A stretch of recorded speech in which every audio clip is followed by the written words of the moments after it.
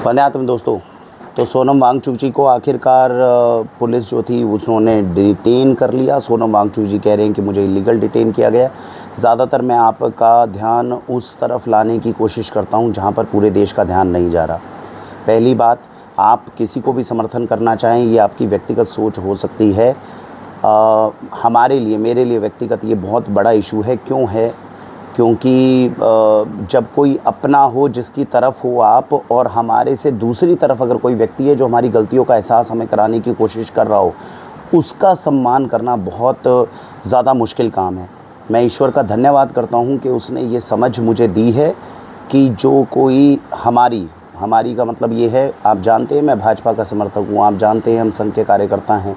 उसके बावजूद कोई एक ऐसा व्यक्ति है जो भाजपा की कमियों को सामने उजागर कर रहा है। मैक्सिमम जितने लोग हमारे तरफ थे, जितने लोग हमारे जैसी भावनाओं को रखे हुए थे, वो आज सोनम वांगचुक को सीआईए एजेंट कहते हैं, उसको कहते हैं कि देशद्रोही है।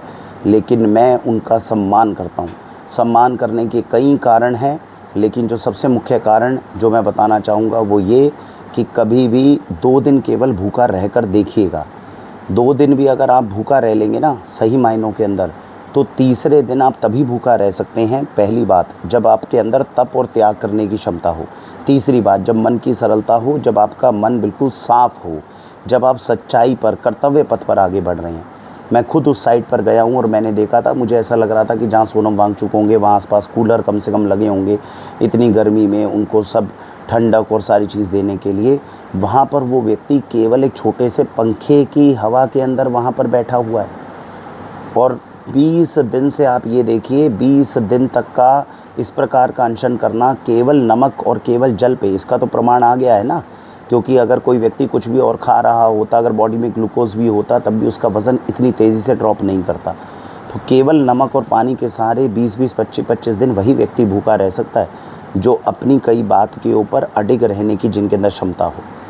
और ऐसे व्यक्ति का हम समर्थन करें या ना करें, लेकिन अगर ऐसे व्यक्ति का हम सम्मान नहीं कर पा रहे हैं तो मुझे लग रहा है कि चिंतन करने का विषय है। तो जितने इस समय देश के भाजपा के समर्थक हैं, मैं उनसे ये कहूँगा, ठीक है, हो सकता है कि आप जो कह रहे हैं वो बातें सही हों, हम ये मानकर चलते हैं कि ठीक है, हमारा एक मंतव्य है, हम उनके समर्थन में, हो सकता है हमसे गलती हो रही हो और आप सही हो, लेकिन कम से कम वो व्यक्ति ऐसा ज़रूर है जो सम्मान करने के योग्य है।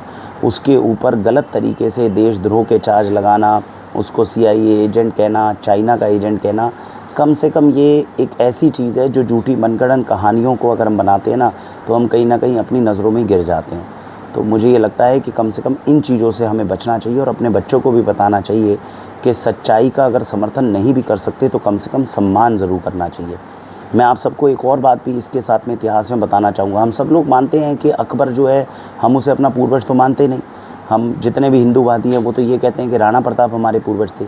इतनी शर्म तो अकबर ने भी दिखाई थी कि जब राणा प्रताप का निधन हुआ था तो अकबर कहते हैं रोया था कि एक वीर सपूत इस पूरी, जबकि मान सिंह उनके खुद के सेनापति थे, तो जितना सम्मान वो मान सिंह का करते थे अकबर, उससे कई गुना ज़्यादा वो राणा प्रताप का करते थे कि एक कोई है वीर इस धरती का सपूत जो हालांकि मेरे खिलाफ है लेकिन वो अपनी जगह पे बिल्कुल ठीक है।